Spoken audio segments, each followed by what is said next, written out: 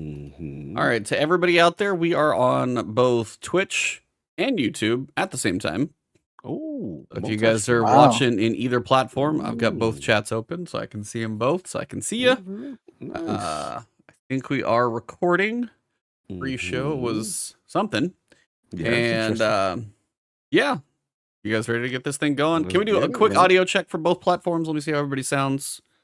How do we Mic look, check. by the way, on YouTube? Because I know the bitrate isn't the highest, but can't switch it now, so it's too late. So let me know what we look like and sound like. So test. Let me know what we look like. I cannot take your feedback into account whatsoever. You can't address the Hashtag- feedback on how you Hashtag just Ebontis things.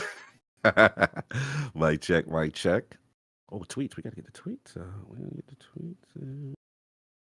Here, you want to do it and then I'll retweet it? It'd be great.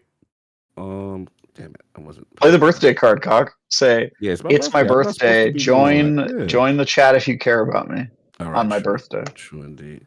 Why is Firefox updating? Travis sounds my off. God. TFA. Maybe it's connected to my AirPods. Could be. Love how easy it is to key you out now. Are you loving that right now? It's just like, yeah, no effort. Am I on that level? Oh, Because I see. No, yours I is see just like, chat. yours looks like it's a fake green screen. It's so green in the damn camera. It's just like, That's good, right? yeah, you're good. You're totally fine. Cool. We live. All right, I changed my mic input, so I probably don't sound weird anymore. Yeah, you're doing all right. Travis sounds super loud and off. Yeah, I was. The audio was coming from my Everybody AirPod. like That Cog happens. and high def? Yeah. High def Dude, Cog? look at him. Yeah. You're a That's that- handsome man, Cog. That's Oh, that thank corporate you. handsome beef Cog I- over you know, there. I'd be willing to Beefy. bet outside of the Twitter TL, you're probably Mhm. just storming the trenches every weekend, aren't you? What? With that body, you know what you're doing. You know what you're doing, I Cog. get attention. I get attention. Yeah, I you love get it, attention. man. You smash that app in half, don't you? You don't even have to do anything. You just wait for the swipe rights to come through. Allegedly. Oh, come on. And We this know is what's going on, what Cog. happens when the pre-show carries over to the real thing. If you guys That's are not watching the only on... pre that Cog's getting. Let Wow! me tell you. What?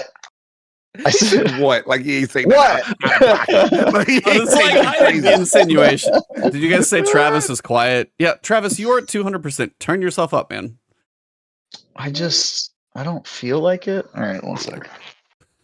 I even get comments that you're quiet, and I'm like, dude, I have you at 200. I can't get you any louder over here. So. Here's the thing, E. If I turn my volume up to your guys' levels, Just a scotch. people would hear that I always am screaming. Because I am. I'm always screaming. Is it better now? So sounds. Did you turn it I up? don't know. I did turn it up. Is he better? Can anybody comment? I'll just move the mic closer to my face. How about That also helps a lot. They said he's got Your quite mom some helps a coming lot. through. Ebontis, he's A too loud phone. for you. Actually, turn the sound down a little. Okay, now I can turn him down from my side to balance it out. All right, let's see how that goes. He is still too loud for me? No. Hold on. They say like it's not coming from your Shure mic. Like maybe it sounds like it's coming from another What? source. No, it's okay. I'm gonna leave the chat and then come back in. How about that? Okay. You wouldn't have to do the box. Because of technical difficulty. The what? Professional podcasting, right? Yeah, totally. All the time. Mm-hmm. Professional podcasting. Name of the show is Last Word After Dark. It's been Last Word After Dark for years For a now. minute. Basically, since Exactly. Travis got here, it's been Last Word After Dark. It's been after dark. Whoa. I leave for 1 second. Wait, dude, okay. It is messing with your settings. There we go. Yeah, I was missing my Hey. There we go. Jeez Yeah. Louise. All right. There we Sorry, go. guys. That's the Travis we know and love. There we go. Nobody Smooth. loves me, but you do know me. We love you. Definitely love you. Chaz Key, I do not have a haircut. It's raining in San Francisco, and I went for a jog. Okay. And then now he my and hair's then he left. and then he found and then he just fell through a comb, you know. That's No, what I ran a comb through my hair because I'm not a savage, and I knew I was going to be on YouTube. All right, now I gotta adjust your window size here a little bit. Great. Mm-hmm. Can I turn my volume down again? No, you're Or good. is- Nope, I got you. Fine. I need more to work with over here. Mm-hmm. All about that source material. You just don't get it, okay? The room noise gets really crazy. Oh, Yeah. if you have the mic that I think you do, it's not going to pick up hardly any of that. I do, but it's connected to one of those amplifiers. Yeah, it gets has crazy, to though. because a Shure SM7B is basically a whisper without it. Why? I don't understand that. That seems Why would that? crazy. Well, actually, they released the Shure SM7DB, or like they released a new one that now actually has a preamp built in. Yeah, of the SM7B. Really? Yep. So Really? yeah. I want to buy that. Oh, Because yeah, I wanna buy that too. my audio balancing is all over the Yeah. goddamn So place. it's $100 more because I know the preamps are like 100 to 200. My preamp was like $150. I Yeah. have 2 of them. But that's what I'm saying. Like the regular to the new one is $100 more, but it has it built in. So it's about the same price, but now they're getting cut of the money as opposed to somebody else doing it. So it works. Yeah. Makes sense. Turn Travis all the way down. I'll just mute Travis. That I can do. I mean, you know, by request, but nerding out on microphones. I mean, how many episodes are we in? I'm over here still with my USB. Working fine for me.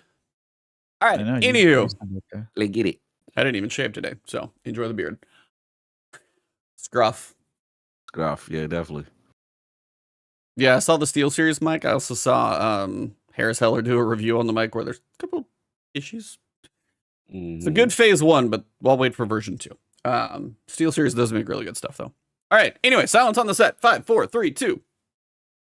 All right. And we are live. The last word. LordCognito, Ebontis, Tie Guy Travis, fresh on that Thursday evening Destiny campfire.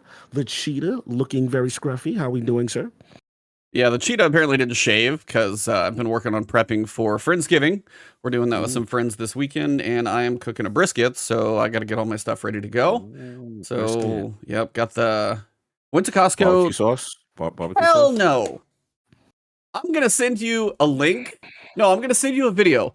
Old dude making barbecue in Texas. And he's like, why don't you have barbecue sauce in here? He's like, because I'm not trying to hide anything. That's literally the quote of what he said. And I'm like, if it's good enough, you don't need it. No barbecue sauce. Damn. I will take barbecue sauce over there, but I'd never use it on like a good brisket. You don't need it. Do not need it. Continue. What else been going on? I saw the Marvels on Tuesday. That was fun. Same. I enjoyed that. Same. I had a good time. Like fun characters. Curious where they. I'm glad that they're going to slow things down for a little bit because I thought it was fun, enjoyable. I also finished Loki season 2. That was excellent. Heard good things. Very good. Kind of like what they did with the character's journey. Really enjoyed that one. Definitely worth the watch. And then, yeah, other than that, just kind of dabbling a little Destiny, working on a video for something else. And today, I ordered Steam Deck OLED. I'm going to do the portable device now. You're over there with like all of them. You've got the Steam Deck, the ROG Ally. You've got everything. But no, they did the OLED. And then even in their description, they're like, oh yeah, 2 sounds like it's a ways off now. I'm like, okay, so you feel fine. good about it now. I feel okay now. I was like, all right, I can Nice. get some enjoyment out of this one, take a few years. And hey, if they come out with one in 2026, I will have gotten 3 years out of it. So I'm totally fine with that. Nice. So I'm probably going to have it delivered while I'm gone, which is going to be great. So it's going to be 8 hours of driving back and forth, knowing that it's not with me, but I'll probably be driving, which is fine. But yeah, up at my wife's family's house, it would be nice just to have it up there. I just want to knock out some indie time. Need to finish up Day of the Diver. I got some indies to work on, man. I saw The Last Faith came out. You got Blasphemous 2. Those 2 are both like little Metroid, Castlevania type things. Both of them are. So a lot of indies I just want to like knock out on that one while I'm on the couch or doing other stuff. So I am. It's a great backlog catch up. Yeah. I love it for that. It is. It's the perfect week for that. I've been catching up myself. Nice. Cool. Well, on that note, that's most of what I've been doing. Travis, I'm here to tell you guys that the instant 35 drop for Necrochasm is real because I got it last week. Really? I feel. Oh yeah, you weren't here last week, and you mentioned that. So let's go. How did it all play out again? So you beat the final encounter, and then suddenly you get a full completion, not just the enough essences to get Necrochasm, but also to get the Catalyst. Catalyst. Ooh. And then So it all just you have drops to like do- 35 in a row. It just drops 35 straight up. Yeah. It's safe to come. They did say there's a random nature to that, right? That could It is happen. random. It's 100% random. So I was actually about to was one away from getting Necrochasm naturally, and then this happened to me. And so that just means all I have to do is beat Crota tomorrow during our regular weekly, and then I'll have the gun and I think the catalyst completed as well. Nice. I might have to you might have to beat it again after filling up your Necrochasm. So it might be 2 weeks, but whatever. Like the randomness is gone. I just have to beat Crota twice, you know. How does it feel? How does Necrochasm feel out here? I'm curious. Like, how does it feel when you used it? I don't know yet because you just got it. I just got enough, and now I have to go and beat Crota again. I will say the mission to do it is very dumb. It's like play this raid week by week, and then in between each step of getting the essences, you have to do the raid again. It's ridiculous that like right after you beat Crota, your next objective is beat Crota again. It's like I just did that to get this. Like what the? I know, right? Yeah. So it's very Destiny, very stupid. But yeah. That was cool. So I did that last week, and I'm going to do the raid again tomorrow. So I've been playing a little bit of Destiny. Anytime I jump into anything that, you know, they're like the seasonal content or whatever, there's not really a ton I'm interested in doing. Mainly because my fall off of Crucible is so heavy, and that's what I spent most of my time doing. And I have everything else. I've got all the exotics, all the catalysts. This is really the last thing I need. Nice. But I have been doing that. I reviewed the Assassin's Creed VR game for MetaQuest. How we doing? That went live this morning. I gave it a 7 out of 10. It's a really cool game. It does parkour really well. It does climbing really well, stealth really well, and assassinations and all that. It's super fun. The combat is pretty bad, and it does have some technical issues like occasional frame hitching and ugly looking character models and loading times in between like every scene that are a little bit long. But it is a good game. And it's part of the reason I've gotten back into VR. I've been playing a bit of VR, not just MetaQuest, but also PSVR 2. I also bought a second MetaQuest 3. This is funny. The reason I bought 2 MetaQuest 3s is because the MetaQuest 3, even with its extended battery life, only lasts like 3 hours for most games. Right. And if you're reviewing a 20-hour game, you have to play longer than that. So I play on one, and then when battery dies, I put it on the charger and I put on the other headset and I keep going. And so that's been how I review VR games right now. Battery life that alone tells you we're not quite there yet, right? Like, I mean, it works. It works for you and reviewing a game, but like the average person wanting to marathon, some crazy long VR game. The answer that they have, and like I'm reviewing Asgard's Wrath 2. Somebody in the comments asked Samurai Gamer. That's I'm getting a code for that next week, so I will be starting that. I need to know about that. Yes. Like I was at their studio, Sin's Art of Games, and they were like, yeah, we just play wirelessly, and then when the headset gets low, we play plugged in for a little bit, and then when it charges up enough, we take it off. And I said, that's fine, but like if I'm playing the game and I'm reviewing it, I really feel like it would be in my best interest to review it at the way it was intended to be played, as opposed to seated and Right. And the fact that plugging into the computer no longer grants performance benefits like it used to, like the original Asgard's Wrath ran on your PC and then just streamed to your headset. Through Airlink. And I've been replaying Asgard's Wrath 1 this week. I'm like halfway through it right now because I want to prepare myself for it. But I mean, this was the solution for me. It also makes sense because Dee has started to get my fiance started to get into VR as well. So we've been doing like mini golf and ping pong together, stuff like that in the same room. We'll be like in the same room, like pretending to table tennis back and forth. It's very stupid. But yeah, so it worked out for me. But I've been doing that. And then I think my next review is the 1.0 release of Anacrusis, which is like a kind of Left 4 Dead type of co-op shooter. I played it in preview this week just to get my feet wet for when the final version comes out. And my initial impressions are that the 5 out of 10 IGN review that we gave the early access is still pretty spot on for me. So I'm hoping that, it might be like Grounded. I didn't like Grounded at all when I played it in early access. Yeah, early me neither. I remember. Yeah. You shared that. We ended up loving it. Yeah. Then when the number 1 came out, or the 1.0 for Grounded came out, I ended up giving that game a 9 out of 10, and it's still one of my favorite games of this generation. Shame Grounded doesn't get the credit. Yeah, it's such a good game. I know, dude. I feel like it's because they used the early access model. People didn't really care when they went 1.0, but that game is so good.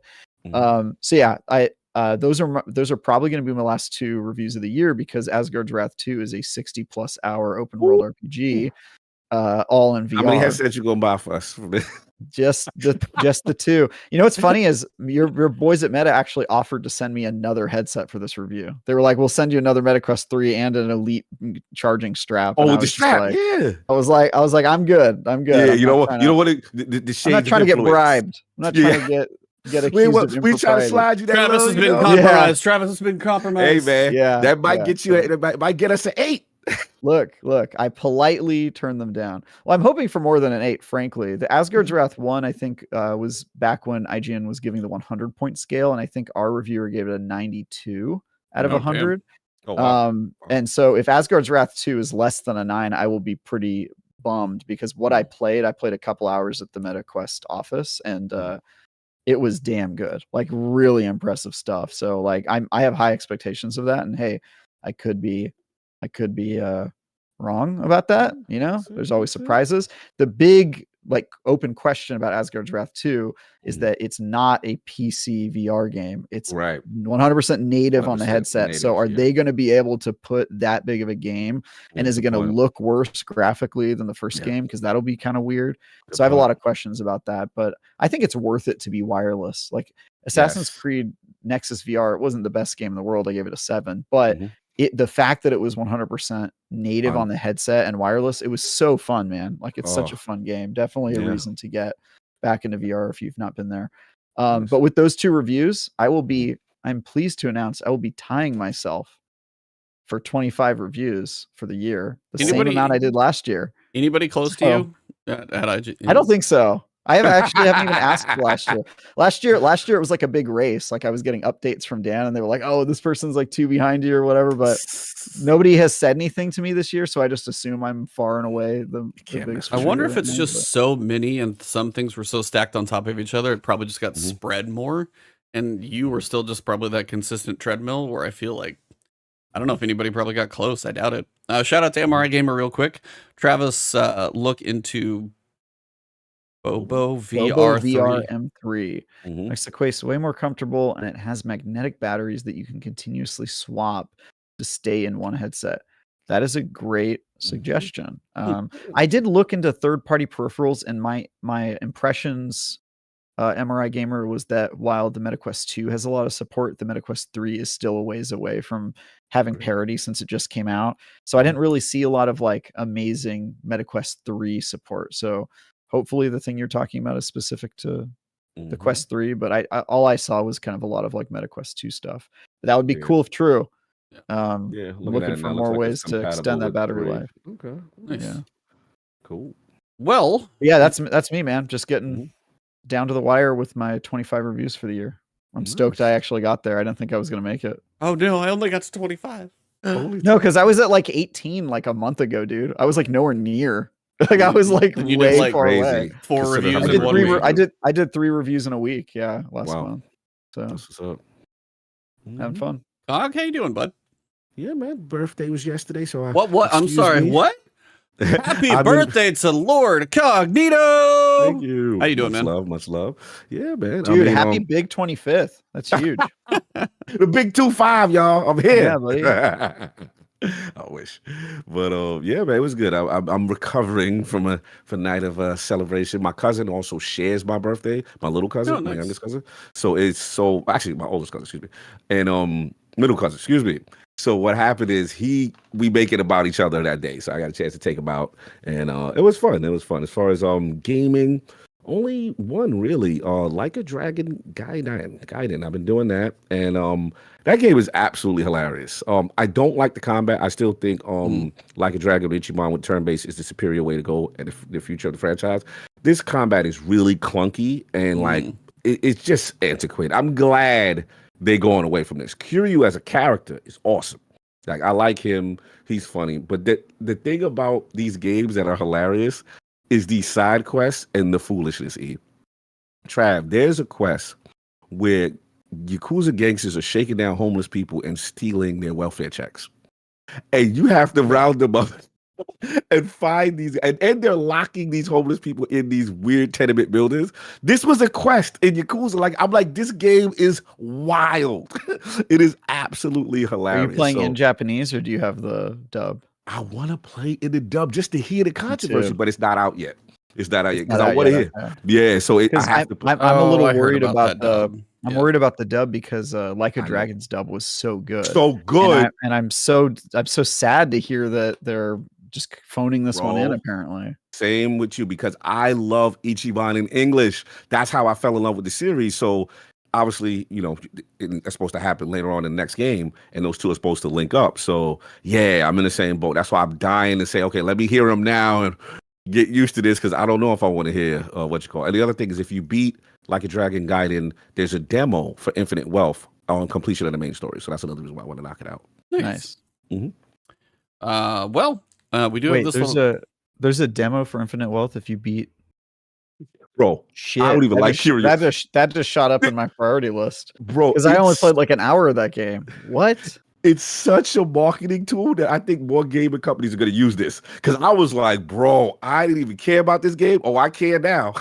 I don't think other gaming companies can use that strategy because other games don't have 4 games come out in a year. You know what I mean? Like that studio pumps them out so quickly. Yeah. What do you think? Like, you know, Rockstar, they're going to have an hour of their next game when their first one comes out. Like, hell no. Be pumping them out. Right. A little different. Beat Starfield, you get to play the first hour of Elder Scrolls 6. Beat Spider-Man 2. Sure. Beat Spider-Man 2 on trailer. Play Hour of Wolverine. Hour of Wolverine. Yeah. No way, dude. They'll show you the logo for Elder Scrolls 6, maybe. You know, that's about it. Oh, they haven't even finished that yet. What are you talking about? Mm-hmm.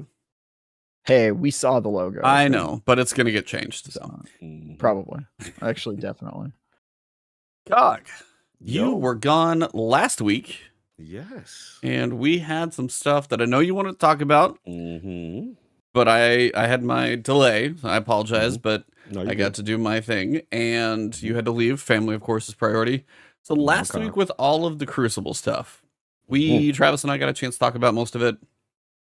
You know, did anything stand out to you as really good news, bad news, questions? Not sure. Where are you at on a lot of that Crucible stuff from last week? Nothing really particular. I mean, nothing particularly stood out to me. I mean, obviously they made a lot of adjustments with like playlists and scoring and things of that nature.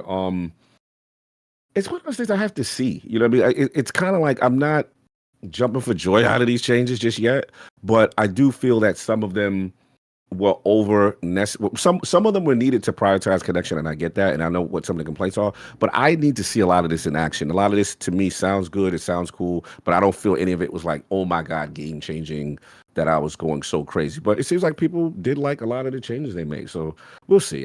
Right now I'm so apathetic with Crucible. Like I'm not hyped yet. I don't know what it's going to take for me to truly get excited about PvP, and I love PvP, but where did you guys stand on? I'm very curious how you guys stood on that.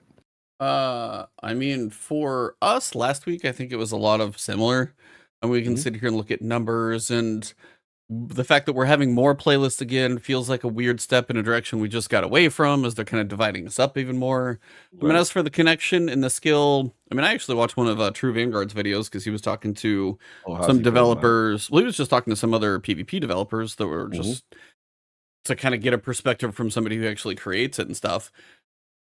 The biggest thing I always wonder, and he mentioned it as well, is like he always feels like there should be outlier protection. And I'm like, I am totally for that. Like one end of the spectrum shouldn't play the other. But I always wonder how small of these skill gaps are they trying to get us into?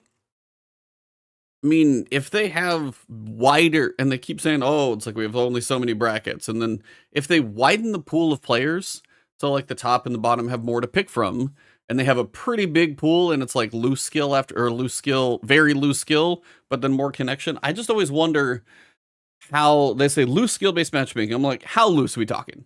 Are we talking like, can you play 75% of the bracket, or can you play like 10%? We bumped it up to 15. Like those are the questions I wonder, and they probably won't tell us, but I would still be very curious to know. That's the biggest thing is, I mean, I know it looked like Twitter last week was raving about the, SBMM coming out of some of the quick plays and that type of stuff. So you can have a little more just variety of matches, win some, lose some, close some. But the biggest thing for me is always like the loose skill-based matchmaking. I'm like, how loose, how close, how tight are we talking? That kind of stuff was more my question. And yeah, there's probably a joke in there if Travis laughed about it, so that's fine. Yeah, I think there was a sentence or two that I saw in reference to like almost like a snake draft with skill-based matchmaking from top. And I was kind of surprised that didn't exist prior. Like I thought that was how they had that made their determination with some of the skill-based matchmaking. So I just looked at some of the verbiage they used that they are really utilizing different algorithms and systems than I thought initially, and now seem to be course correcting on some of this stuff. So another thing I was going to ask you is like Sparrow control. Does that do anything for you? Maybe Sparrows are in just to see them. But I'm a Sparrow guy. I mean, this I'm is a fight. I just thought this doesn't. I mean, it's fine. But I was like, It's if this goofy. is it. But I'm like, there's even better Goofy they can do. Like this feels. This feels like a very low. Sorry to call out the Crucible team here. This just doesn't feel. This was an error, and you're like, oh look, it's a feature. It's like that is not. Hey, we made a new mode for you. This is a oopsie that we like kind of put tape on and stuck it to the mode. I just wasn't excited about it. No, I get it. It's clear they don't want to do Sparrow Racing League for some reason, right? It's clear they keep avoiding it.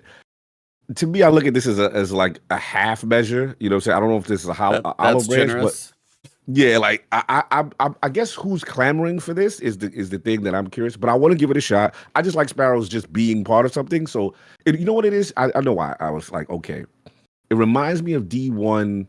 What was it called? Combined Arms.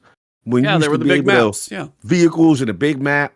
So yeah, big ass moon thing we could do. Yeah, maybe we're pushing towards that. Just push towards what we want. So that's why I'm not going to condemn them all the way yet, even though I agree on its own. But that's it. I'm like, but we'll see. We'll see what happens. Yeah, I don't know. That's just we've joked about so many modes and stuff like that. It's just kind of. It's fine. There were some updates to Trials loot pool, so if you do get a flawed card, the farther you go up the card, you get some rewards, which was nice to see. Yes. Trying to remember a couple mode rule changes. The promotions and relegations are just for the high end of comp. They also said in comp, the higher you rank in comp, you're going to have weekly engram focusing based on your ranking. So if you're trying to get some of the old stuff like Rose or the sniper rifle and any other stuff that cycles in there, if you've never got a great Rose and then you can still go in there and get a high ranking, then you could focus 6-7 engrams a week. So there is going to be some benefit to get up there at least once a season, as opposed to, well, I don't like the weapon, not touch it at all. So it's a little better there, I thought. We will see the Citadel map, obviously coming with the Dreaming City. And the ritual weapon is the Void Caster Sword that can get Repulsor Brace and Destabilizing Runs together. Nice. Which I just got the World Drop Sword with that. The Void, like the sharp-edged one. I got that with the same combination of perks. I didn't even know it could do that, but I did save that one. Looks also like we have another perk next season called Attrition Orbs. Dealing sustained damage creates an orb of power. I actually kind of like that. I just hope it's on a few other weapons.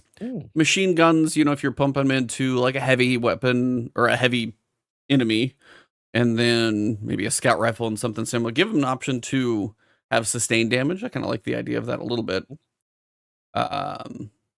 But also last week, did you do the embargo engine? Did you complete El Puzzle? Did you see all the stuffs? I'm an idiot. I figured out. Remember I told you I was having problems? You had to go up first, didn't you? Bro, I didn't go all the way to the top and light the damn braziers. And that was the holdup. It had nothing to do with me not having the cards. Yep. I was so bad. But yes. Last week during the show, somebody else in chat had that exact same problem. And then E and I were like, you know what? I bet you that's what was happening with Cog. That's literally what happened. You nailed it. Yeah. Yeah, it was good. Bro, I liked it. I like that they tied it, we go, we see this room in Sarathunes, we see the egg, the sacred Ankara egg. I love the dialogue between Ikora and with Eris was actually being more conservative, like this is dangerous, like we need to, and she's like, no, we're going to take this out of here. We're going to bring this into Vanguard custody kind of thing, and we're going to control the situation. And I love that little play between them two, because she's like, that's kind of risky. And she was like, yeah, I kind of learned that from you during this whole season of The Witch. You've been the one that's been very risk-taking. So this is dope. I think this is ultimate fan service for the 15th Wish. I listen, I'm a huge fanboy for the Dreaming City, huge fanboy for that raid, and I love that they're paying this off. I think it's really cool personally. So, this is the lore nerd in me. This is like a deep cut. It may be light content, but for people who follow the lore, we could appreciate that one. So it's fan service. That's Fan service, that's fair. It's all it is. And that's So, it wasn't. Yeah. No, I was just going to say, I had a couple questions for Travis, and I want to get your take on them. Mhm. Do you think this in any way leads to helping the Awoken break out of their cycle?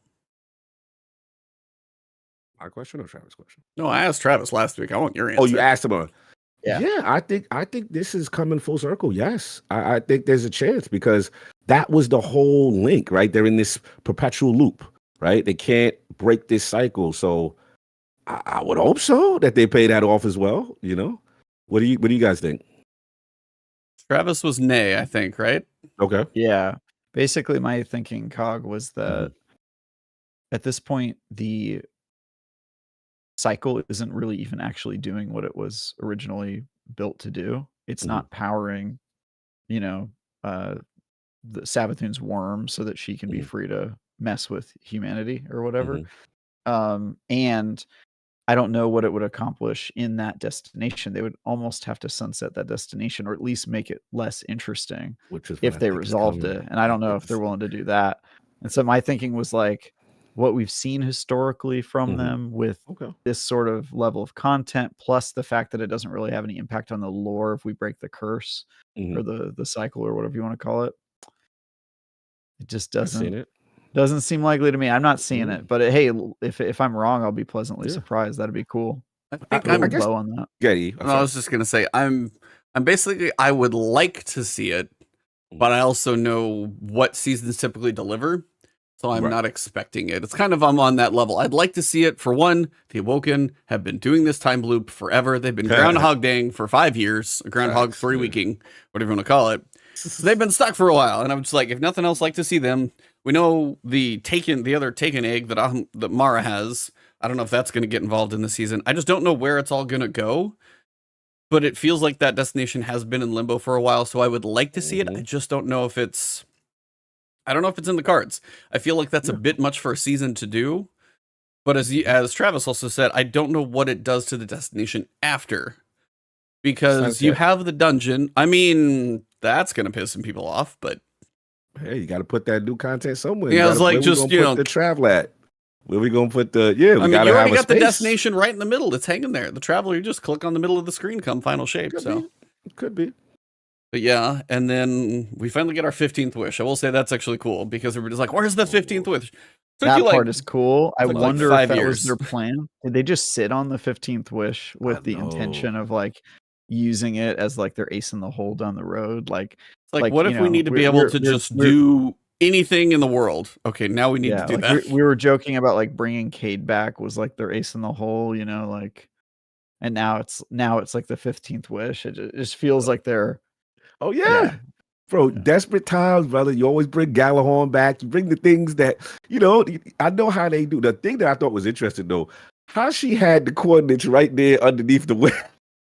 Did you see Savathun's wing with the coordinates? I thought that was hilarious. Yeah. It's like, you got everything you need. And you're like, what? No, I don't. Yeah, okay, maybe I do. Now, the other question I had for Travis was, how do you think this season is going to play out? Like, what is going to be the weekly progression? What are we doing over the course of this? Are we just like going to work with the whether it's the Techians or the Hidden or something? Well, do we hatch the dude or dudette? I don't know. Do we hatch the Ahamkara? And also, is it 6 weeks of trying to figure out these things for the wish? Then it hatches and we understand what to do and da. Like, do you think it's just going to be the week 1 to week 7? Inside the exciting incident 1 and exciting incident to end the season, and anything in the middle, or anything more? That's a good one.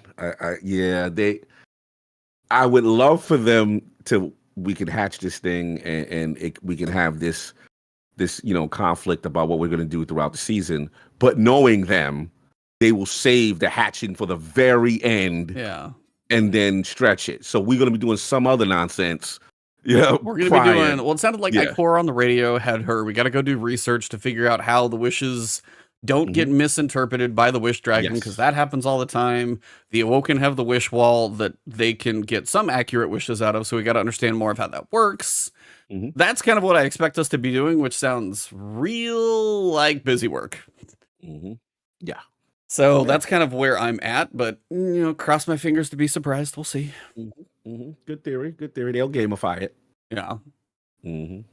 Now I think the last thing we figured. Okay, so I wanted to get your guys' take. I already said it, and I don't know if this is going to be anything. It's probably not for you guys. In the press release for Season of the Wish, it was stated that the final shape comes out on February 27th. Do you guys think the delay is it actually going to happen, or do you think final shape is now cemented at February 27th due to the press release? Sorry, my tone could be giving away my thoughts on the matter. They try so hard for I'm sorry, Chad. Please go. Please go. Yeah, no, we talked about this yesterday, Cox. So this is probably a thing for you, or not yesterday, last week. But yeah, my answer was like, I don't think that they have figured out what the date is, the new date. And I think until they figure that out, they're not going to acknowledge the delay. Usually you acknowledge a delay. Once you've already announced a release date, you can't not have a release date. You have to announce a delay with a new release date. And so I think they're waiting for that. But Absolutely. They trying so hard for this dirty laundry not to come out in a way, and it's kind of funny. They try to act like this whole expose did not happen public facing. I'm sorry, but I'm like, you had Schreier and Rebecca Valentine. Those are probably the two, at least off the top of my head, the best investigative journalists, at least in gaming, that we've got in the industry at this point in time. Facts. And both of them said it. And then I know Tassie had his sources as well. Yep. I'm going, come on. Now, as Travis said, they do have to figure out the details, and they're going to do that when they're good and ready. But you could at least say, like, we're working some stuff out. Just they trying hard. It's one of those weird public-facing, but the egg is just running down their face right now, and they can't do anything about it. How are they supposed to respond to it? They don't have a community team anymore. That's also a different problem. Oh, and then they also got nominated for the Game Awards for the best community support. And that's why I gotta go in a little bit. I'm getting a little like it's your time. You weren't here last week. This is my issue, and I know what people be like, yo, there is no bias or there's no problems with the nominations of the Game Awards. And these are the things that I point out. When it's like last year, Sifu was nominated in the best fighting game category. This year, you got Destiny. You got the devs talking about, oh, really? The best community with the comms team that you laid off and you fired? This is the issue. And I'm just like, oh my God. Then I think it was one other that had like ongoing game was Cyberpunk or something. And I'm like, what are we doing? I have different definitions on some of that stuff too. Like, you can feel like a game got snubbed or not. I don't care. You can enjoy every game and none of them got it nominated. That stuff doesn't matter, but it's the way they have some of the categories and nominations that did seem weird to me. Game Awards, the Game Awards is my least favorite award show.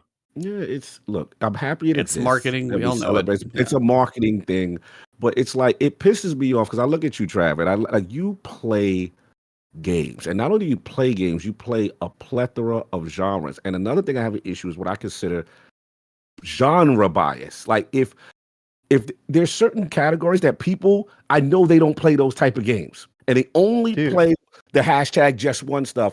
And I'm like, we got to stop with this template that this is the only thing that's great and nothing else is great, because they don't play these other games. They don't play fighting, strategy, live service, RTS.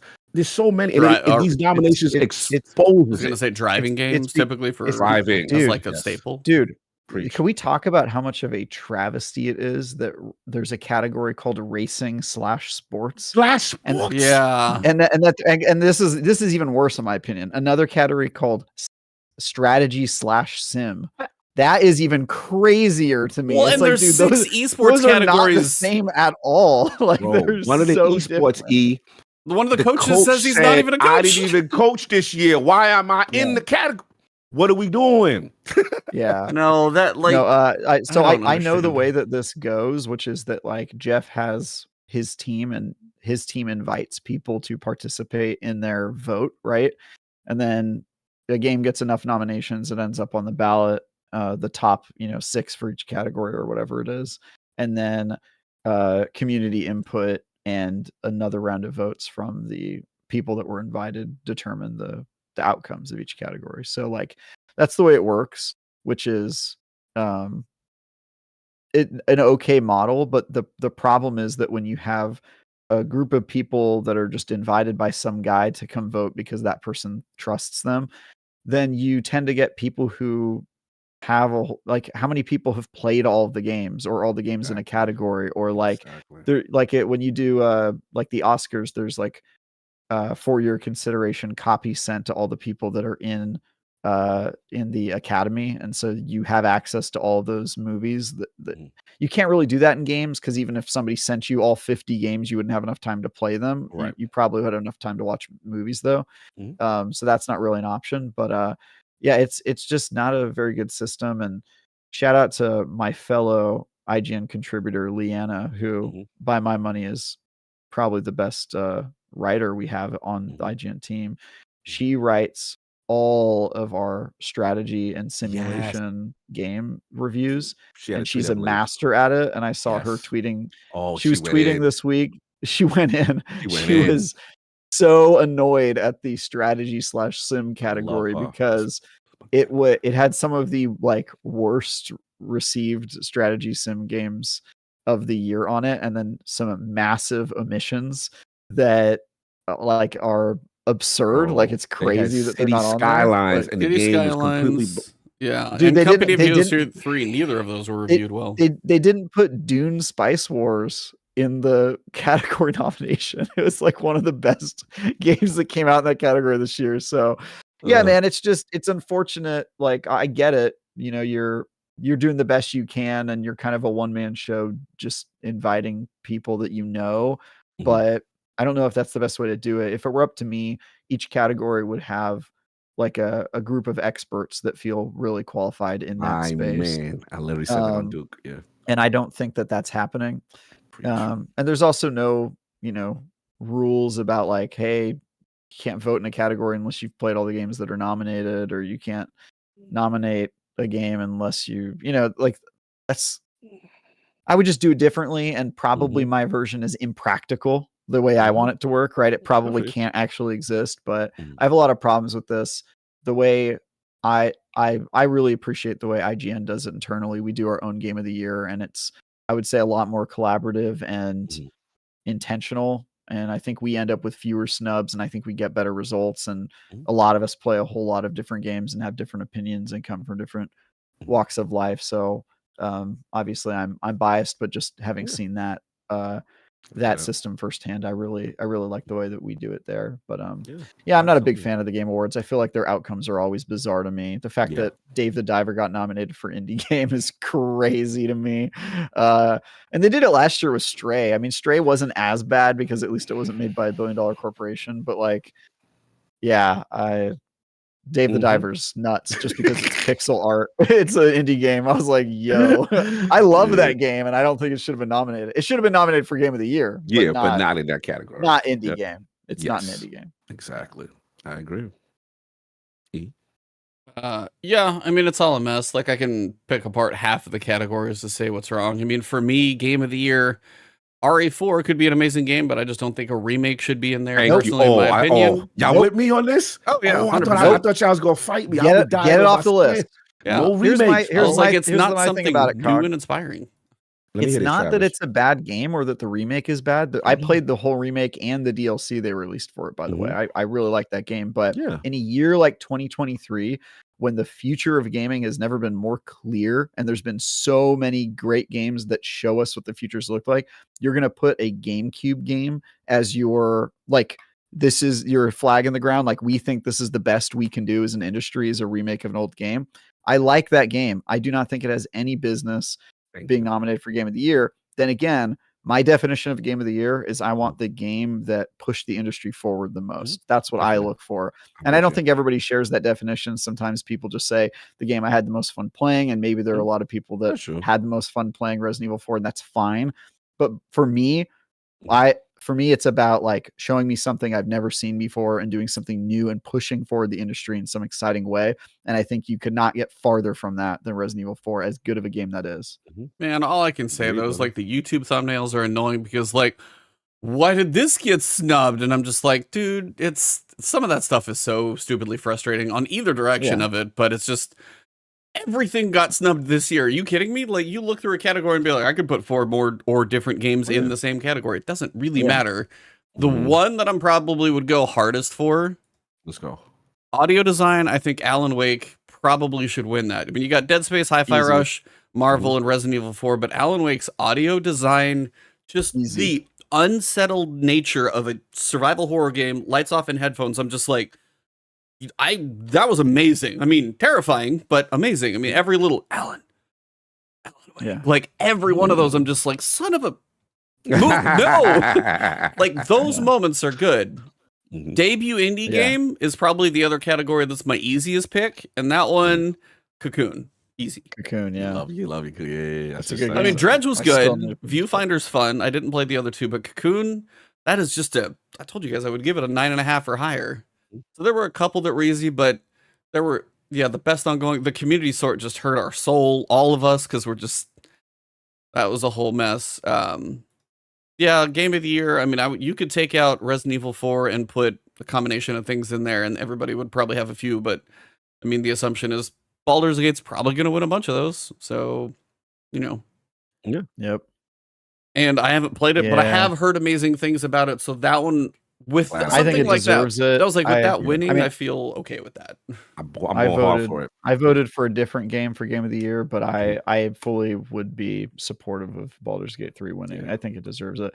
And really, the only ones I would be like outright offended if they won are Resident Evil 4 and what was the other one?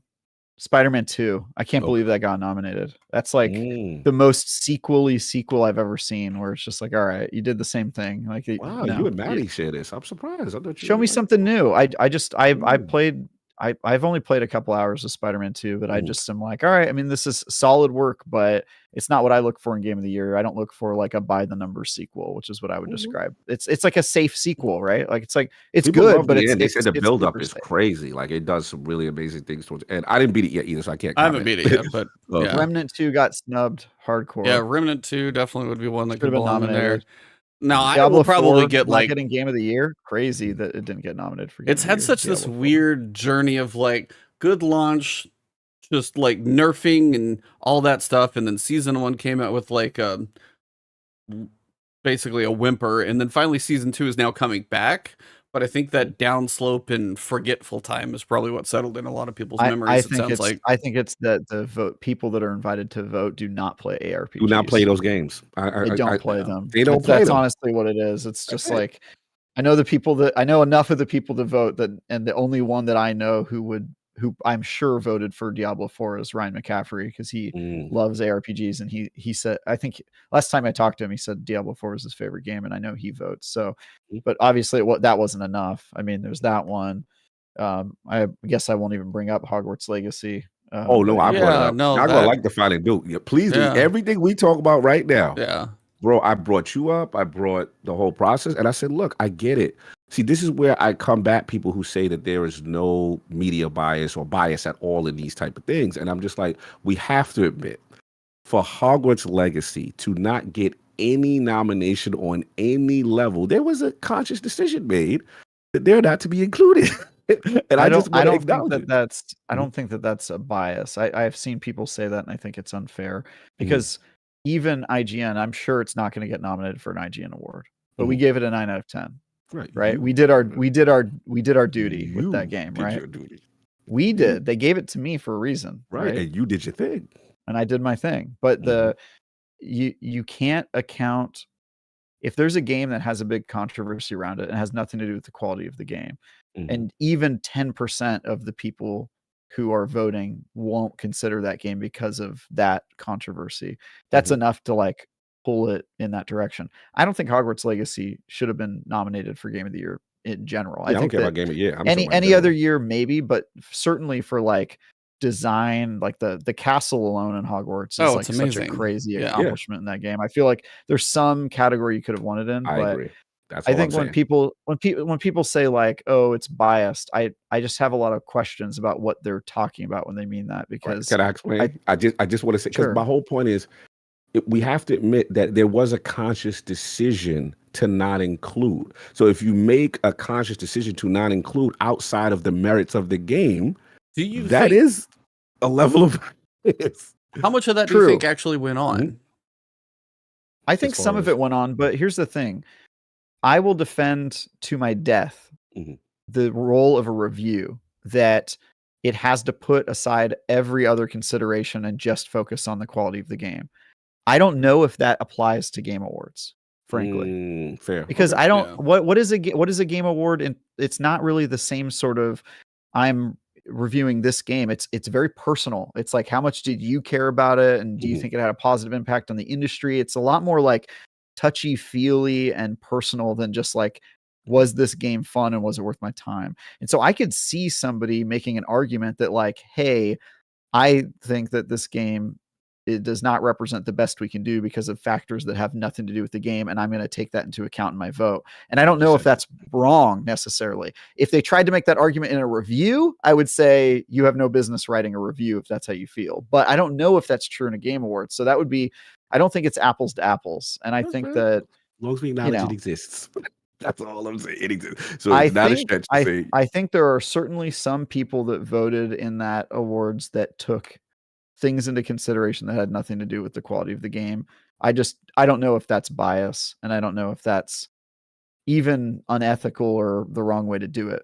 If they're saying it about a review, fine. But I will say this, I bet you there were a lot of people who didn't vote for it, even though they wanted to, because they were worried that them nominating would be seen as, you know what I mean? So there's like a lot of like, you getting attacked for reviewing the damn game. Exactly. Like it was disgusting. Just to review it on whatever the merits of the game was. It hurt. It broke. I'm emotional on this one because I didn't like what you went through, and I felt like the developers are being punished, and they even included a trans character. You know what I'm saying? Like, I felt that is so sad that a whole team who don't agree with the particular ideology of an owner of the lore, who didn't even make this particular game, just the surveyor of the lore, they have an issue in. I'm just like, man, that sucks that team is just completely locked out. I do think it's unfair, but I do think there were probably people who wanted to nominate it and just didn't because out of fear of like, you know, if I don't want to be the guy to stand up and be like, what about Hogwarts Legacy? You know, in a group of people that might, or, you know, it's nerve wracking to do that, to stir the pot there. But yeah, I'm not that broken up about it. Hogwarts Legacy was great, but I don't think it was ever going to win Game of the Year. And I don't really feel that strongly about any category it would win, except for maybe art direction. So it's kind of tough for me in general to fight for it. Any other year. Yeah, this year was crazy, bro. I know. This year was just too crazy. It's like I said it on Twitter. It's like, you may feel butthurt because whatever game that you feel like you put a lot of time into and you love did get nominated or had a bad review score. It's like, who gives it? I'm trying not to curse, but who cares, honestly? Because if you had fun in a game, nobody who gives a game a score can tell you otherwise, and nobody who did or didn't nominate a game can tell you otherwise. If you had fun, that's literally all that matters. All that matters. Like, I didn't have the greatest time with Starfield, and I know Cog had an amazing time with Starfield. Yeah, I love that shit. Doesn't really matter. Like, I put 130 hours into it. I just didn't come out on the same side with the same feeling about it. That doesn't take anything away from Cog, like going into full enterprise, trying to find the right word, deck of like crew members and all this stuff. I saw you talking about that a little bit and everything. So you've gone hard in a different way. And it's like, you know, I put hours in Liza P. Liza P is an amazing game to me. And people go hard for that, right? Liza's such a good game, but it's just such a stacked year. But I mean, if you had fun in a game, that was the biggest thing for me, is just enjoy the fun. Alan Wake is the most bizarre, weird, scary, ridiculously gorgeous, and also just such a weird ass game. But that's one of those, as Travis says, like a game that pushes things forward. That's a game I'm glad exists. I know it's not going to be one that everyone will play, but I am glad it exists because some of the stuff in there. Which one? Alan Wake 2. I'm just glad it exists. I voted for it. Yeah, I voted for it for Game of the Year. That. Yeah. I haven't played Sea of Stars. That would probably be definitely like an indie competing for me. And I haven't played Baldur's Gate. So there's a couple big ones that I haven't. But of my games, like standout, memorable, so many different, just so weird and bizarre. There's a lot I didn't play, but what I have, that's definitely near the damn top for me. Just because it's so, you don't get them like that. And it's very, very much a memorable journey. So. Anyway, apparently we got off track there for a little bit, everybody. Yeah, we had to catch up. Yep. Let's see. So today we did get a small TWID. We got a teaser for Season of the Wish. As we talked about last week, we're like, oh, I wonder what they're going to talk about. Does look like Mara's involved. Does look like the claw comes out for the Ahamkara. So, and I really am going to be annoyed if that claw coming out or whatever the hatching of the Ahamkara is like week 7 and we've seen it now in this 10-second teaser. It's probably going to happen. So I think it'll be like the giant fish in that season where we're conferring with it the whole season. Because there is a voice in the trailer and it's not a voice I recognize. And it might be the Ahamkara because Riven did all her imitations, but the voices, I don't think it's anybody else's in the teaser. Only got a few, but it just sounds different. I said that on Twitter, and some people were saying it might be the Ahamkara, which would make sense. Pretty dope. Dragon's Breath is coming back in Season 23. Now, I wanted to ask you guys this. Lame. Oh. No, this is exactly why I wanted to ask it. This is also part of the Season Pass. So the Season Pass exotic is an exotic we have had before, and it's Crazy. exactly what I wanted to ask. So let me tell you what it does, and then we'll see if we're excited or not. What it do? So, Burn the World, the exotic intrinsic. The fuel counter passively increases the longer you go without firing it, to a maximum of 5. Firing Dragon's Breath then empties this counter, transferring the fuel to the rocket. Rockets then embed themselves in stuck targets, causing scorch damage and periodically ejecting incendiary fuel into pools around the target that inflicts scorch damage to anyone standing in them. The more fuel the rocket is fired with, the longer it lasts before detonating, and the more fire it spreads. Second one is High Octane. With this intrinsic, nearby ignitions instantly refill your Dragon's Breath with 2 fuel, plus when its fuel fully refills, it reloads itself. Once you've got this thing in hand, make sure to go pay a visit to the gunsmith so you can get the catalyst. The catalyst passively replenishes your Dragon's Breath fuel faster. Eliminating combatants with this weapon causes them to spawn fire sprites. Is this something you're at all excited about? Or no. I said Travis. He feels strongly. Travis has thoughts. Look, I get that they're putting Dragon's Breath in the game because it's the season with a dragon in it. It's not lost on me. I get that they're doing a pun, and let me tell you, I respect puns and all that, but this is a very underwhelming pick. Not only is it one of, I mean, I get that some people like it because you could create sunspots and force enemies to walk off of cliffs and stuff. I get that, but I never really liked this weapon, and I'm really sick of seeing. Yeah, I just didn't care about it, and I really am sick of seeing revised and reprinted guns in this game. We have enough of that. And this wasn't No Land Beyond, which was the only that's the real issue, the crux of the issue. That's the real issue. It wasn't No Land Beyond, which is the only exotic weapon besides Icebreaker that deserves to get put in this game in some form. But boring. Boring is my conclusion. Oh, here's an even best part I just saw on Twitter. In the final shape showcase, Bungie teased Dragon's Breath as a returning weapon, along with Kvastov and Red Death, but there's just a teeny tiny bit of text on the screen that you can't read where it says exotic weapons show coming in future seasons and the final shape. But that was actually shown off in the showcase, but with a little bit of text. So they knew this was coming for a little while now. Yeah, clearly I'm on the opposite side. I'm excited. I like the rework. I love how it's synergizing with Solo 3.0. I'm a Solo 3.0 guy. I'm a 5 sprite. I'm a Scorch guy. I'm the guy running the raid trace and with incandescent. I have a whole build that's gonna fit perfectly with me. So yeah, like I thought I like the whole part where it passively goes up to 5. I want to see how it works with the kind of like the puddles when you're doing DPS and it looks like it's doing maybe sustained DPS. It doesn't seem like that. it's going to do DPS. That's the way I read this though, and that's my worry. Is it scorches. It says it will eject incendiary fuel into pools around the target, not on the target specifically itself. So if it surrounds the target, he's just walking around, like having the pools around him, and he's not like cooking. A wither horde. Like a wither horde kind of effect, would we guess? But like a donut of a wither horde, because the target you shoot it at doesn't sound like it's going to be getting the damage itself until the explosion. Me.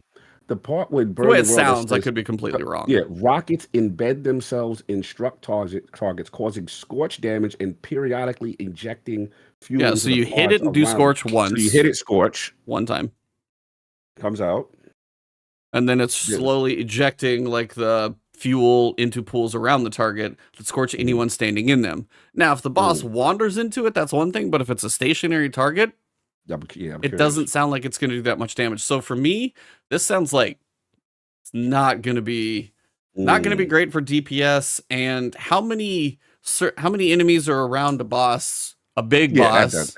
If that's the case, correct, yeah. So for me, it just doesn't sound like it's going to do that much. Now, I could be wrong. If it's just sitting there, he's just standing in a pool of oil that's on fire the entire time, that might be different. But right now, in my head, at least, it sounds like, because what I'm picturing is the little blobs that come out of your grenades. They have a decent like arc to them.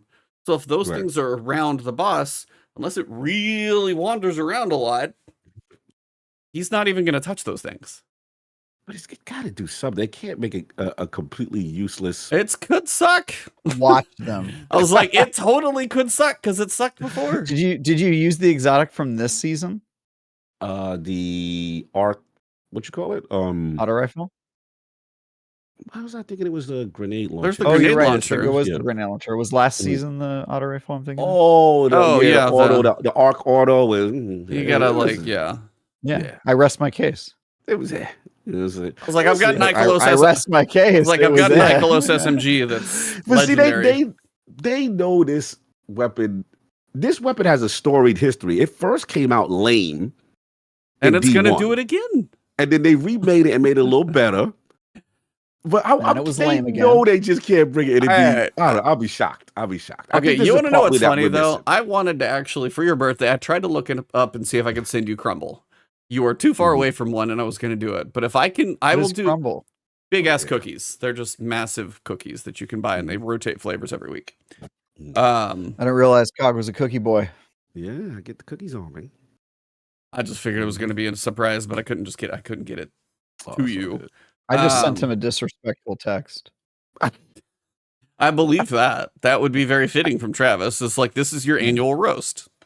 Here you go. I forgot I roasted you one year. Yes, you did. You did. That was good. That was good. I should have done that to Cog. Yep. No, I was going to say, do you want to do like a friendly wager over this thing sucking or not? Oh, how effective? I'm like, yeah, a little friendly wager. Let's do it. I got a little this thing has been historically garbage. This rocket. And I think it's going to stay that way, unfortunately. They want this to be great. So I'm going to bet that there's some little mechanic, or when you get the catalyst and you truly see the when Aztecross is doing his damage test video for the brand new exotic, you think it's going to be a worthy contender. I ain't saying it's going to be a DPS beast, but how? Because let me tell you why. You know why why would you ever use it in your heavy? It's an exotic and in your heavy slot. The key point is the longer you go without firing it, which means you can't do DPS with it. Right. So that's how they're balancing it. That when you tell me you can't cope. You gotta build it up. Copium. So that's a hard copium hit, right? Copium. You know what people said this? And I laughed. They said this when Leviathan's breath, and they did the rework. People like, it's right. And now look at Leviathan's breath. Destiny, it took about 4. We might have Destiny 3 by the time this thing is good, all right? With the track record of Leviathan's breath took long enough that we might get Destiny 3 before this is good. Yeah. I think we're sleeping, man. I think it might be something here. We'll do a little fun. I don't know. Send you a pizza or something. So yeah, friendly bet. We do a little friendly bet. All right, everybody. But the caveat is with the catalyst. fully. Oh no, I mean, yeah, Okay. Catalyst is fair, but Catalyst doesn't sound like it's doing it. Oh, it's making fire sprites. Those are so great. So they have some economy changes they mentioned last week. They also are mentioning a little more for lost sectors. I tweeted this out and it did not get a lot of love, so I'm curious your guys' thoughts. There apparently are going to be gunsmith engrams. So like everybody else, he's getting a rework. And then lost sectors will have a chance to drop world drop weapons. If you run a legend, it's going to be 70%. If you run master, it's going to be 100%. Also, thorough completions on master difficulty will also have the advantage of dropping an additional perk in the third or fourth column, helping you go after the perfect roll. These are world drops that typically have a bunch of options though, so that can be tough. It's on a 4-day rotation. No, I'm not going to read them all off. You know, you've got the Nox Perennial, which I think is that sword I got, the Glissando, which is that Strand Scout, the Battle Scar, little Kinetic Pulse, Harsh Language is probably the one I would go after if I didn't have one already. Are you going to be running solo Lost Sectors or world drop farming? No. Depends on the weapon, but most likely not. Don't But lie. depends on the weapon. If it's a Don't if there's lie, Cog. listen, it's a meta weapon one season. I gotta farm a little bit, but for the most part, no. Yes, Travis is right. For the most part, no. Unless there's some really busted. I like the extra perk thing. What was it? They said if you do master, you If get you do a thorough clear. yeah. That's Farming. about it. Really? about it. Man of your talents. I did a little farming. I mean, we do it anyway with the The, new exotic come the out. world drops are not the recent world drops. The newest ones will eventually find their way into the Lost Sector chests. And then after a while, then they'll just end up in Gunsmith or Xur. So this is just a place for world drops to go from the world drops to the Lost Sectors to eventually almost the Ether. Right. I got some feedback on this one on Twitter. People are like, I hardly go in there anyway. This is not the first time. This is not something I'm probably going to go after. There are a few people who might take advantage of this, but I honestly, when there's 4 different weapons a day, unless someone is keeping track which day's rotation weapons are going on, somebody's going to have to go in. Then you might get a weapon. You're like, okay, what day is it if I refer back to this spreadsheet with these weapons? That's content right there, bruh. That's content, bruh. I'm just giving you the alley-oop. That's you know what the to content I'm trying to get away from doing. I do not want to do that stuff anymore. I don't want to do the daily repetitive BS stuff. I do like Lost Sector guides on kind of a chain when I know I'm going to be on vacation, because that's like one of those things, especially if it's like I've done, you know, a week before. I'll be like, sure, post something. If you guys are looking for Lost Sectors, maybe it makes it to you. It's kind of easy and it's schedulable, but I'm trying to get away from that stuff. But also for No, keep doing it. You're an all Xur channel now. Oh, You just do I Xur do videos. Xur videos every day. Okay. Yeah, that's right. Yeah, 4 days of the week I was you're like, showing what Xur's got in his inventory and talking about his loot, and then the rest of the week you're speculating and doing Lost Sector. you know, We're gonna do betting pools on what he's and gonna bring. wagers and yeah. Yeah, it's a treasure trove. You're gonna be the biggest Xur channel on YouTube. It's like Fallout does it in 59 seconds and passed basically everybody who makes one of those videos, so it's fine. We also have the date for the new dungeon. Not really surprising. It is Friday after reset, so I kind of expected that as that was the last day before. So 3 days later, new dungeon coming up. No name yet? After the season starts? After the season, yeah. So no name yet, right? No. Cool. No name, nothing there yet. Prime Gaming, you got the little emote with the baby sparrow. Not Did you call me? a lot. And then they said next week, if I can find the post, we will talk about abilities and exotic armor changes next week. Apparently that's going to happen on Wednesday. Okay. So that is everything we've got for... Well, that's a new picture. Hadn't seen that one. I wonder if I'll post it to you guys. Mm-hmm. It was just in the... It was the TWID picture. Nice. Now, in looking at that... Yes. Is that a taken Kara? Or regular one? Maybe that's just how they look regular. Travis, what do you think? I don't know if you guys Where's the can't photo? see this picture. Oh, it's in Discord, and I know chat. You guys can't see it, but basically, it's the picture on the TWAB. But it has Mara looking. But I'm just looking at the right leg closest in the picture. Looks like it has kind of that taking energy up the arm. I can't tell though. I don't know what color they naturally are. I mean, if it's in isn't it in a throne world? I mean, it could be the lighting. Yeah. Well, I mean, I just don't know. Like, Ahamkaras exist in our reality, right? They used to, and then they went extinct or something. What was they? Yeah, but they were hunted. Hunted, yeah. Yeah, but don't they? Don't things sometimes look differently in their throne world or in a throne world? Possibility. We got to consult with Bife. It doesn't look taken to me though, because it doesn't have like the black and white shimmering. It just looks like maybe it's they're trying to make it look ethereal or something. I agree. Well, yeah, I think this image confirms that we're going to be talking to some giant thing. Yeah, they'd be crazy not to reuse that model they worked on super hard. Yeah, they've had it in one or two places, but that definitely seems like a big one. Yeah, next week we'll get exotics and ability reworks. They said there's going to be some stasis all over the artifact from perks. And yeah, they stasis, boy. Whew. Yeah, so they're going to be having some fun trying to beef up stasis. I forgot stasis was in the game. Facts. I haven't used stasis in so long. Been a hot minute. For those of you who bought the PlayStation Portal, that came out. Cricket. Yeah, I will tell. That is such a weird use case to me. Yeah, I was like, if you are in, say, a small apartment, you've got like one TV and you and your girlfriend share or something like that, and she wants to watch something you want to play. That is like the use case. British break off. Yeah.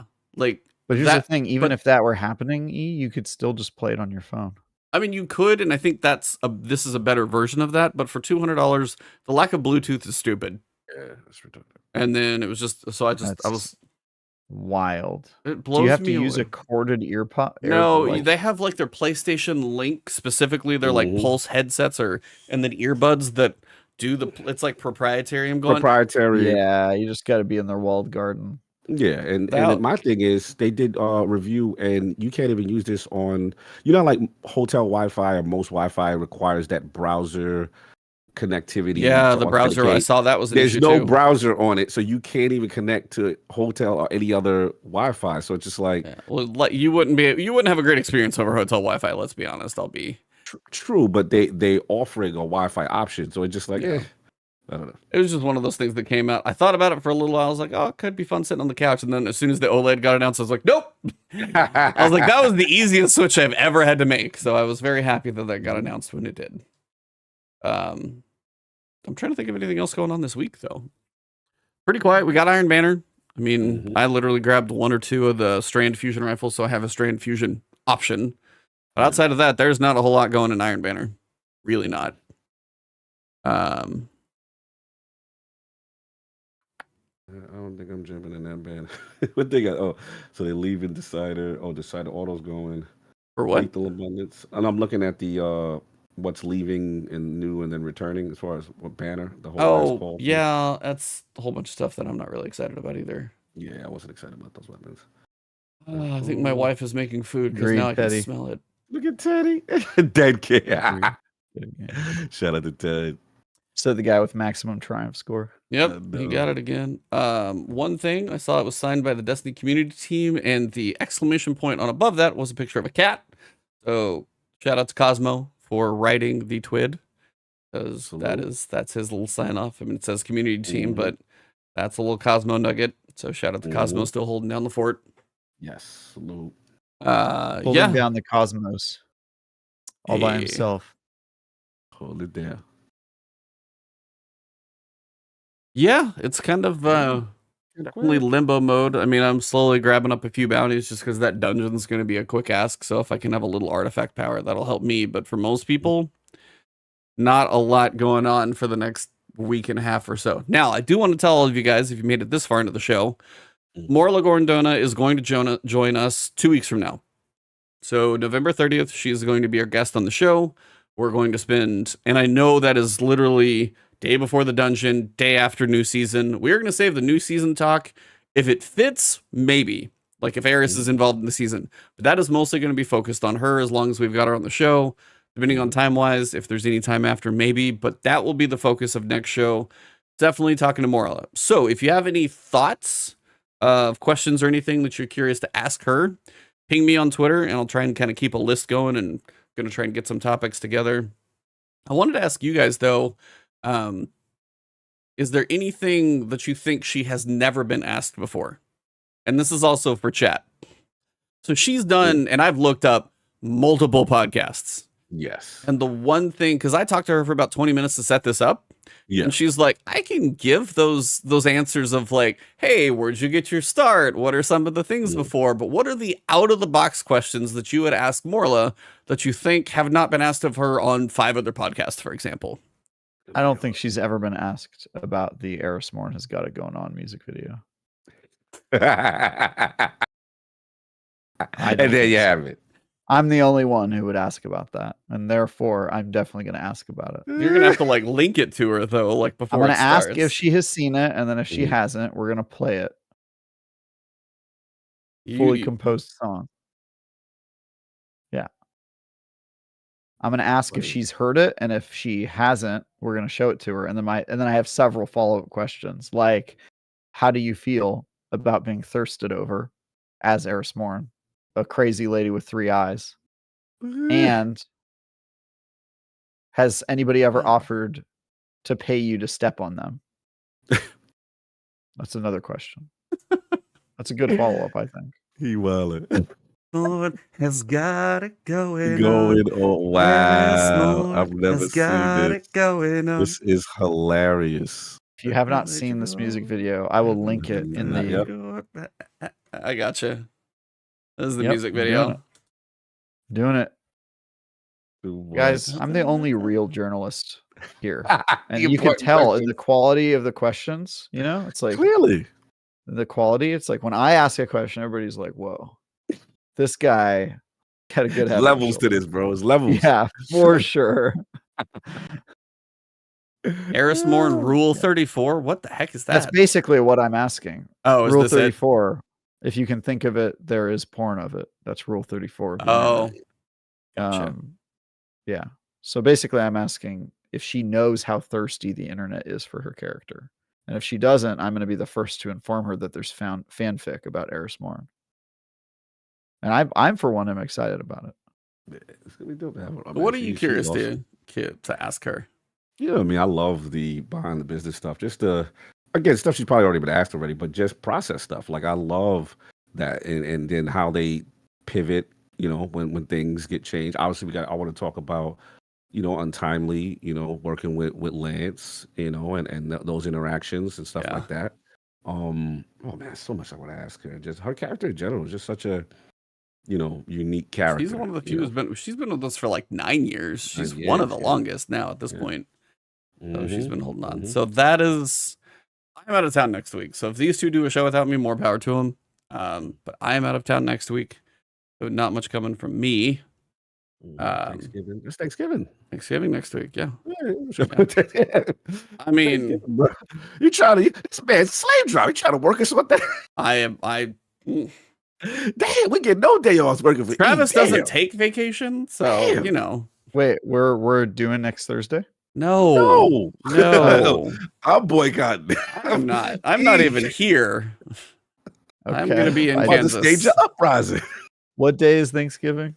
I don't Thursday. Thursday. Okay. Oh, it's on the day. Dude. Yeah, it's on the day. Yeah, we are not doing a show. It's like, I don't know if you guys are going to do anything. Like, I'm like saying, I'm out of I town. worked that day. I worked that day. Yeah. It's all good. You know what I'm thankful for? What are you thankful for, Travis? Your future wife? Your future wife? She's all right. Mostly. Yeah. I'm thankful for I'm thankful you found somebody who can put up with you. Facts. and out with me. You'd be surprised. Put up and put out. Yeah. I mean, that's part of a relationship. That's fair. So if you know. Some relationships. You should tell Summer about that. She needs to hear it. You out of pocket. It's going to be a great 2-person interview with Morla when we come back because the podcast is getting a little we're getting downsized here in the Thanksgiving break. We doing layoffs. We're doing layoffs in the Thanksgiving break. Yeah, Travis is going to get a layoff. Last word lays off 33% of its their staff.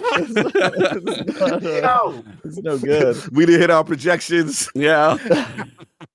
Yeah, our projections, the views have been low, the content has been light, and yeah, we're gonna go ahead and have to let you go, Travis. It's been good. It's been a good run.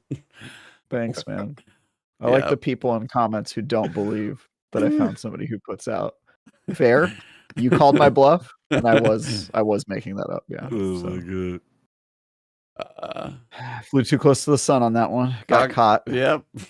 Cog's gonna be in a food coma. Now that I believe. Do you go hard on Thanksgiving food? Are you like? I'm a Thanksgiving guy. I love. You don't follow him on Instagram? He posts his whole cheat day. He's like The Rock, dude. It's just nothing but pancakes and ice cream for full 24 hours. It's great. 2 pizzas, a entire like tray of brownies. You know. What's your Thanksgiving food? I feel like I've asked before. What basics? I'm pretty much what's the template? What is your favorite? Like, what is your favorite 1 or 2 dishes? Gravy. Is there anything? I'm gonna guess he likes mashed potatoes and gravy. That's gonna be my guess. Stuffing and cranberries. I love the cranberry mixed with the turkey. Like that to me. I hate just the dry turkey by itself. You can do a cranberry on a turkey sandwich is pretty good. Yeah, but the cranberry, oh man, it's so good. It's like cheetah. It's like a little. Like like candy in a way. You know what I'm saying? Like having something sweet to mix off with the other. What could ease be? Let's think of the blandest thing. What's the turkey by itself dry? No, he's not gonna like. No, you want to know the best thing is? I am so tired of turkey. If I'm involved in Thanksgiving at all, I don't want turkey on the menu. Really? See, I told you. So no, I would that's much rather obvious because remember he's a meat fascist. Cog. What? He doesn't. What? That is the one thing I will consume most of. Is probably that. I know, but you're I do love buttered rolls. Everybody loves butter on bread, though. Come on, like you make all your meat past the eugenics test before you consume it. It's got a That's why I call you a meat, but you're a meat fascist. No contaminants. Very specific types of meat. Yeah. Yes, that's E. Yeah. So my guess is based on that. God, what is it? Come on, Travis. What is it? Close your eyes and channel your inner Caucasoid. What is it? What is it? I'm gonna go. I think maybe it's mashed potatoes. For me? No, it's always dessert. It's like pumpkin pie, isn't it? Or hell no. Pumpkin pie can pass. No, I'll take a Dutch apple pie. You don't like anything that kids don't sweet potato like. pie. Ice cream. I cannot honestly say I've ever probably had a sweet potato pie. Wow, you ever had a sweet potato pie, bro? I'm not against it, but I don't honestly know. I cannot do pumpkin pie. That'll kill me. So let's not do that. Okay, just let's not do that. Pumpkin, like, it's just not usually. I mean, if it's all that's there, I might have the tiniest sliver and probably cover it in like whipped cream if it's an option. But honestly, like Dutch apple crumb, probably my number one. Dutch cherry pie as well, both good. Okay. You only like the Dutch. Got it. Somebody said invite me to a barbecue. I'm literally going to spend all day tomorrow, by the way. I'm going to cook a brisket for about 16 hours tomorrow. So, but no euphemism. For what?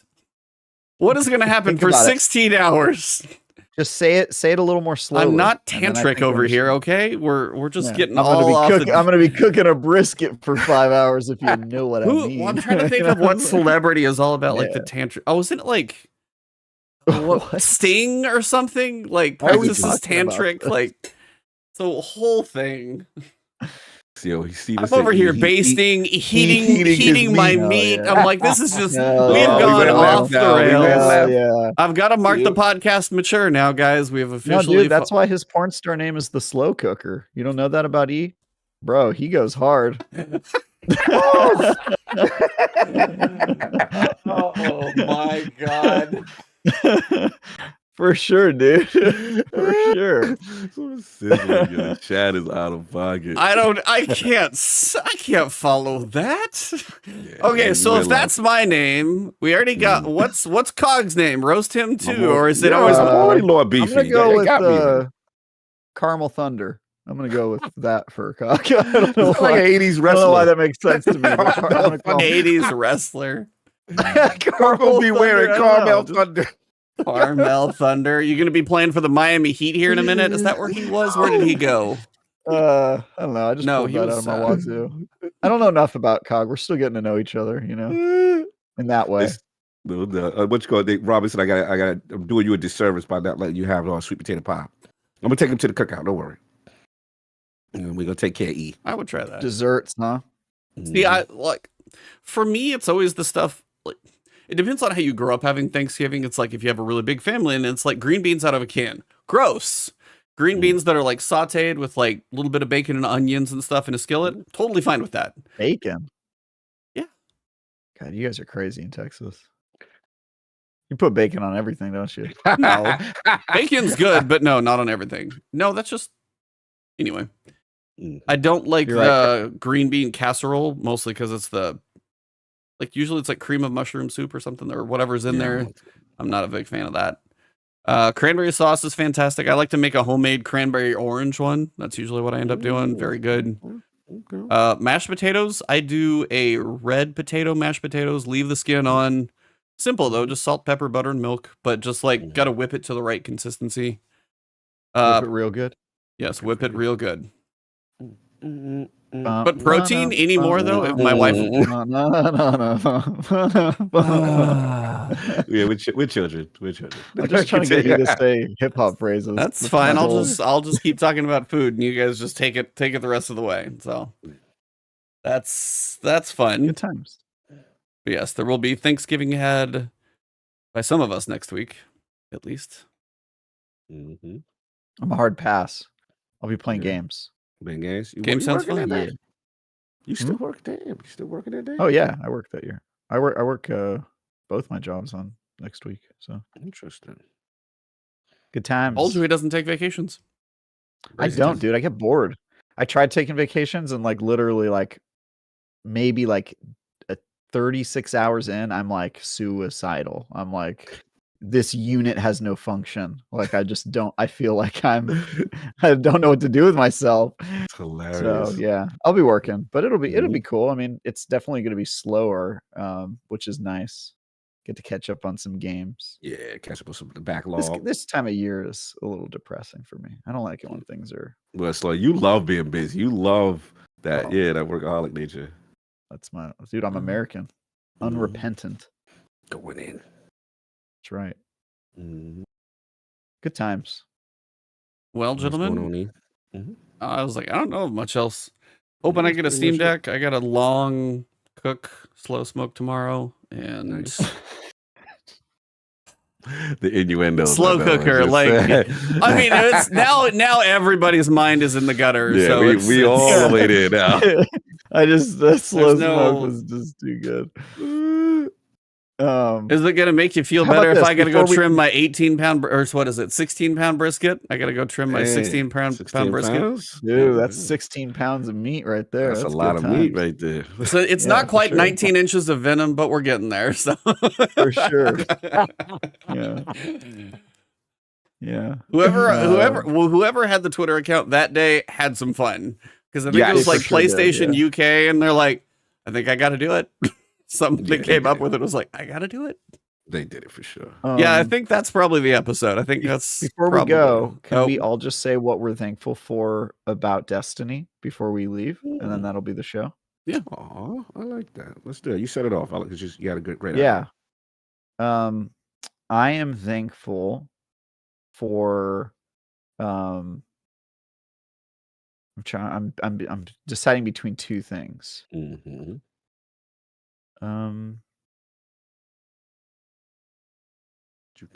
What you thankful? I'm thankful for that sound that you get when you open an exotic, where it goes wow wow wow wow wow wow. You guys know that? I'm thankful for that.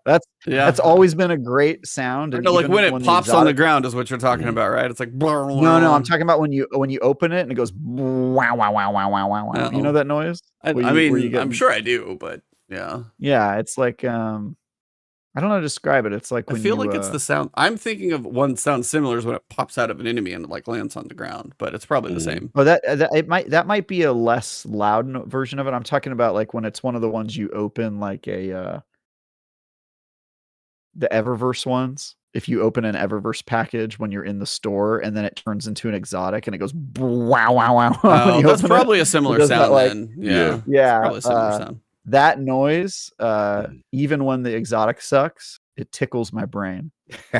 Oh, Destiny is all about the psychology. I mean, we got for sure. Yeah, tickles my brain. I'm thankful for that.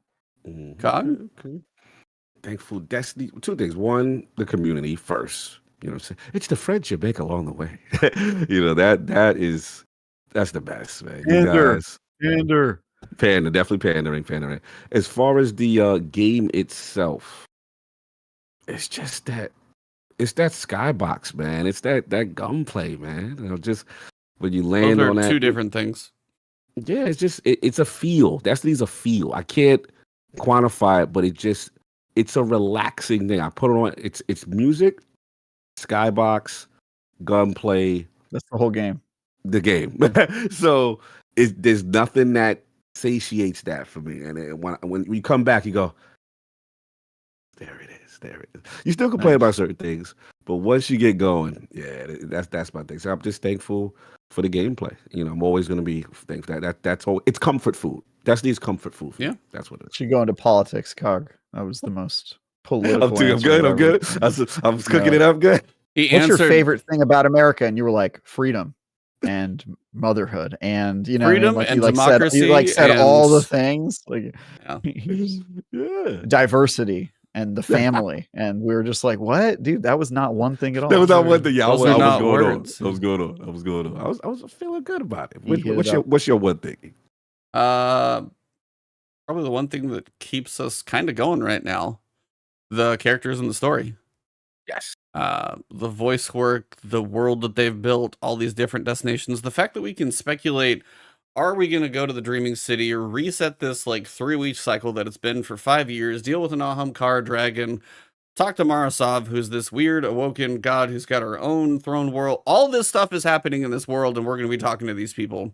And the voice performances, I mean, R.I.P. Lance Riddick this year sucks. Getting back Cade, the fact that we've had him for just all the characters and the world that they have built.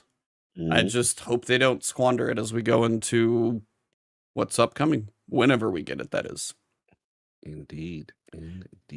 Well, that's all I got. I told you guys what I got going. You got anything to say before we go, or are we wrapping it up? Happy Thanksgiving to the realm of the Happy Thanksgiving. Lords and last Don't forget to word. be thankful for things. It's the true meaning of Thanksgiving. Absolutely. And then go and stampede your fellow man at a mall. I don't even. I'll tell you this. Black Friday. You can do it online now. Just do that. No. Look, I don't even go shopping on Black Friday. I show up just for the stampede. Just to see the madness. I'm not even there to buy anything. I just want to be a part of the huddled masses stabbing each other in the throat. To get out of pocket for a TV. It's really, no, I don't want the TV. I'm not even there to shop. I just there to see the chaos. No, I'm there to participate. I'm there to because I want to push somebody out of the way, And then once I get to the front of the line, I'm like, all right, well, that was the fun part, and then I just go home.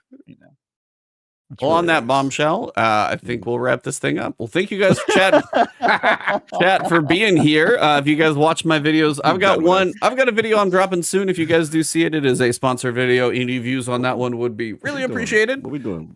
Raid Shadow Legends? What we doing? Most likely, yes, it is. It is a Raid Shadow Legends video. So if you guys see that one, help support the channel and pay the bills. So if you see it, a watch would be appreciated.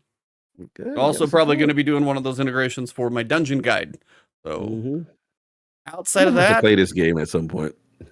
I'm like level 36 in it. I've played it off and on for like 2 years now, man. It actually has a 12-chapter campaign with voice storyboard cutscenes between each chapter. Really? Which game is this? Raid Shadow Legends go hard. I didn't realize it go hard They're like getting that. those weird commercials for it. Mm-hmm. They've got like PvP arena battles. They've got clans that you can join and do clan bosses. You've got, I mean, it gets a lot of flack, but if you play what is there, it's not too shabby because some of the dungeon bosses are so different in how you have to put your team together. It gets a lot of crap, but it is actually not. There's something there. So, anywho, episode number 273 is this one. Episode 274 has more Lagordona. So please tune in 2 weeks from today for this episode. We are wrapping this thing up. So thank you guys. Happy Thanksgiving. I am thankful for all of you here watching, listening, and these two wonderful gentlemen I share this podcast with on a weekly basis. Thank you for everything and everybody. It has been the last word.